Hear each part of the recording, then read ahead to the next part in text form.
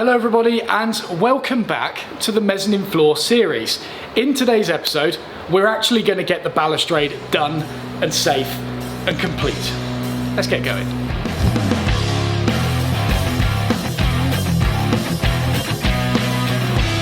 So last week's episode was a little bit all over the place and we got some jobs done here, some jobs done there, and this balustrade is half planned out at the moment, but we've still got to do these internal sections. So just to do a quick drawing of what they're going to look like, we'll have the two balusters going up like that. There we go. And then inside each frame, to prevent us just from falling through, there's going to be one going across like that, and then there'll be three posts going up between them. I don't know why I drew this in line with the lines on the paper, but you can kind of see what's going on there. And we're even thinking of painting these black, so then you get some nice contrast between the paleness of the balusters and then the darkness of the infills as well. This will all be dominoed together, and including dominoed into the balusters themselves. For the time being, we're just going to chop these to size.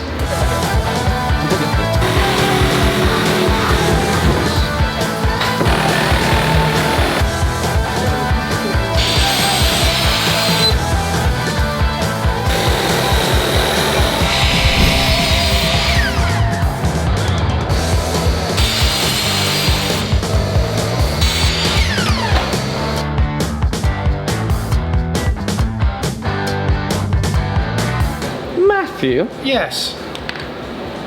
What are you doing there? What's going on? Well, one of them ended up a little bit longer than expected, thus meaning one of them ended up a little bit shorter than expected.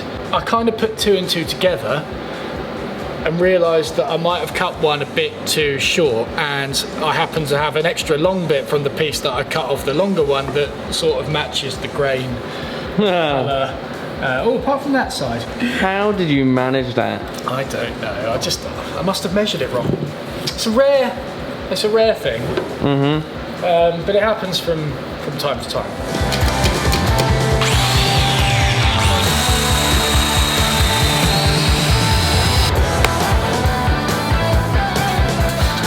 I blame you. You put me off. Seamless. Absolutely seamless. No one will suspect a thing. How's life? How's it going? When is this? Week later. I've just realised, we just double checked our drawing over here, just realised that I needed 16 of these uprights cut to 1 metre long, and I needed one of them cut to 800. Earlier on in the video you'll see that I thought I cut one of them too short. It's because I actually cut it to 800, and then I thought, oh, it's too short, it needs to be a metre, so You're back. So I joined a bit onto the end of it, and it turns out I didn't need to. It's going to be cut off there, look. And there's the joint. There's the joint, yeah, if you couldn't see it, it's pretty seamless, as you can see.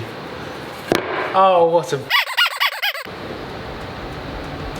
That's a waste of a good domino, that.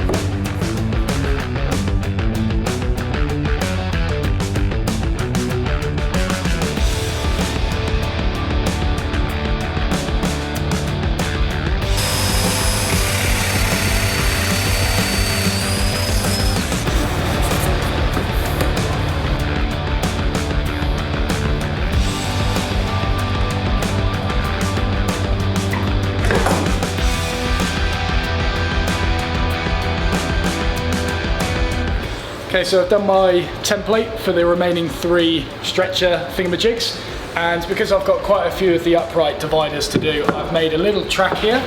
So 2 pieces of plywood, I'm going to stop at the end, just so I don't have to mess around clamping it down each time. And I've set up the marking gauge so that I can scribe up halfway into the component to ensure I get the domino central. And then, yeah, I'll just use the template here to scribe that onto the remaining short ones. Got a lot of work to do now.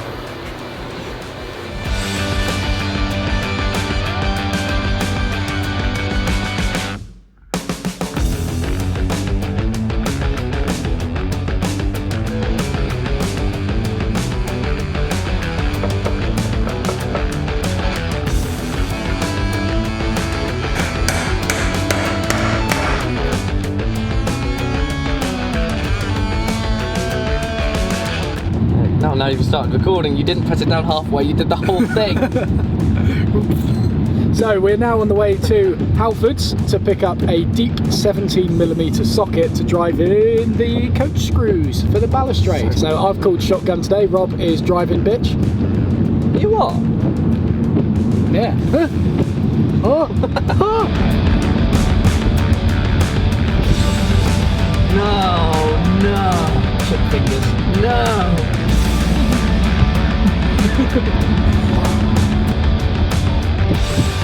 Yeah. Well, that was easy. That was very easy.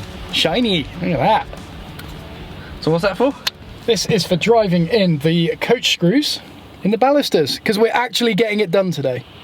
We're actually getting it done. Are you confident on that? You've said it so many times now. No, not really. There'll be something to come up.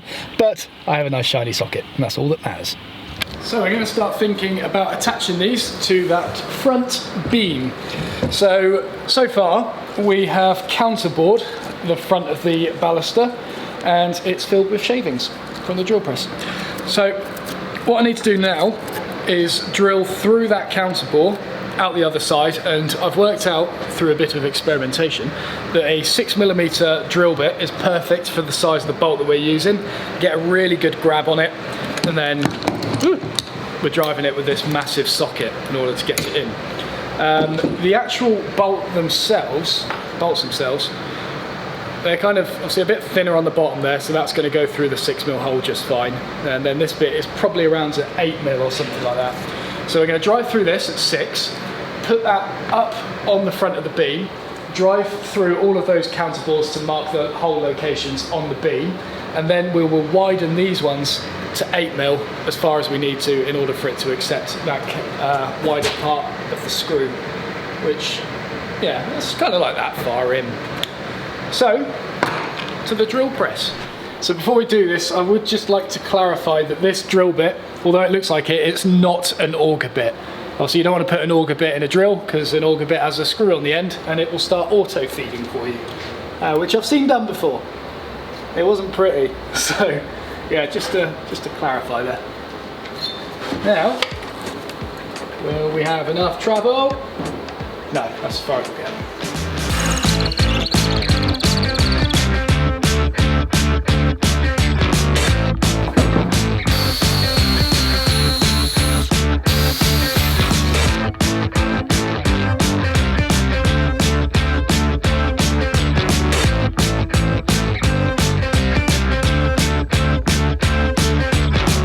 So we finished drilling all of the holes for the counterbores, and got a couple of methods that we're going to mess around with attaching these to the front of the beam.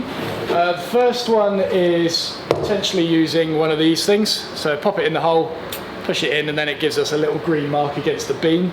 But it's quite a deep hole, and I'm worried about that dispersing and not giving us a particularly accurate marking. So the second one, which I've just come up with, is actually using the drill bit itself. We're going to hold the baluster in position and then thread this drill bit through each of the 4 holes independently, maybe give it a little tap with a mallet, and then the brad point on it will give us a tiny little mark that we can drill to. I think that's going to be the most accurate, so we'll go for that first, see how it works, and then maybe go to that method afterwards.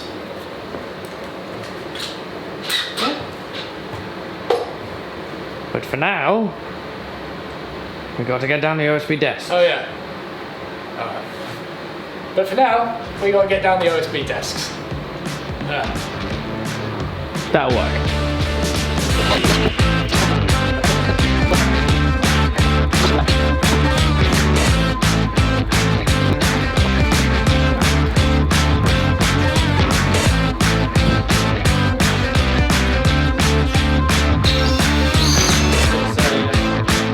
Good thing there's not many of these to do. You're losing your mind, aren't you? Oh, Fence. I just remembered we need to counterbore them to fit that fat section in. I'm taking them back out, aren't I? Yeah. All the way. Yeah. Oh yeah, worse getting out than they were getting in.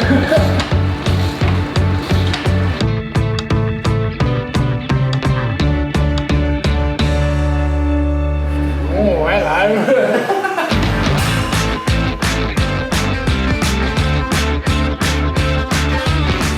Okay, so we're starting to think about dominoing the internal structure of the frame into the outsides of the frame now. I'm going to get up there and show you how we're going to do it. So when I dominoed the internal frame, I did it with this setting, and that was with the intention of having the frame flush with the back of these. The only problem being, I am unable to get the domino low enough to hit the line there. You can see what's going on, it's not too good. So what we're going to do instead is actually bring the frame forward, which we tested it just now, and it actually makes the balustrade look a bit lighter from the front. So let's call it intentional. I made this beautiful spacer block. This is going to be clamped like that. Voila. Let's do that. And we're doing this balustrade and that one in situ. The rest of them we'll do on the workbench below. And then we're going to get the domino, fold the bed away, and we're going to go in like that. And I should be able to just see the line through a little window I've got here. It's a bit close, but perfectly possible. It'll put the domino slot there and it'll bring the frame filler away from the back of the frame and just lighten it up a bit. Fully intentional, of course.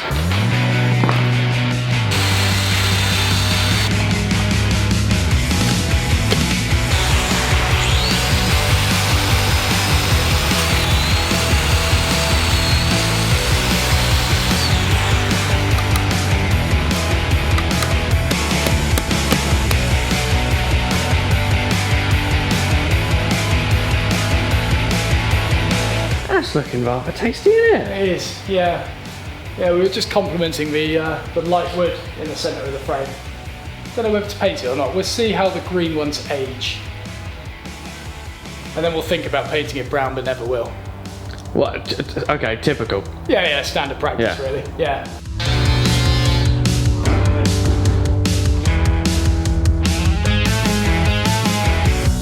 Yes, yay!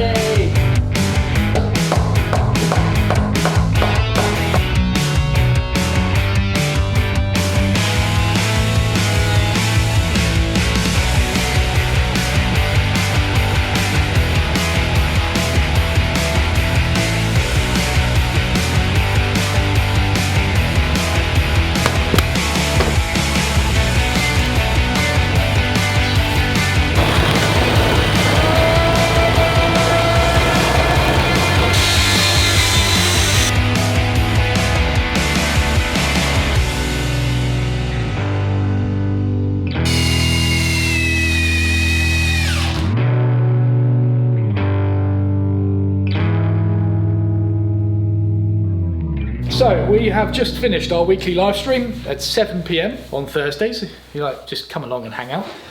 And just to give you a summary of all the stuff we've achieved. The balustrade is in place.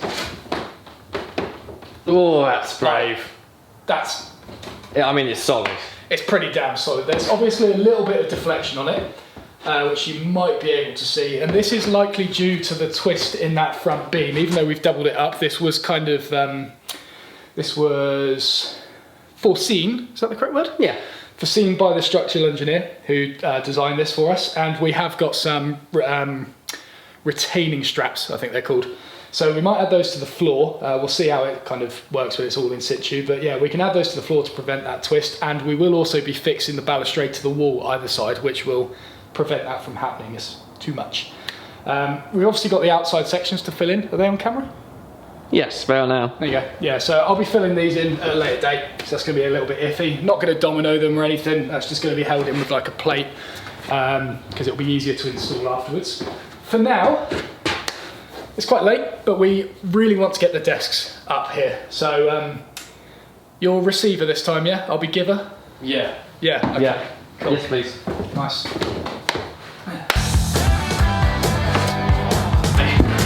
Let's go.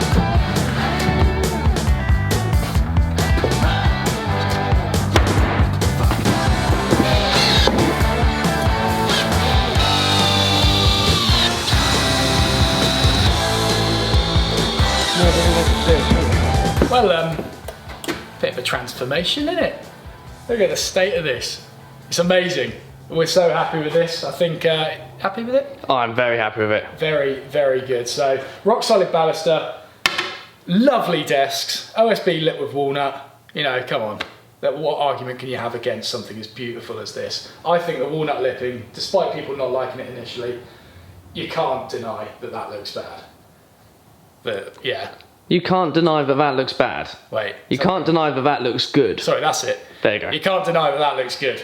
We're really happy with it. So, that's going to be it for this episode. Thank you very much for watching, guys. If you like the use of OSB, don't forget to join the OSB army. If you didn't like the use of OSB, sort yourself out. We'll see you in the next video. See you then.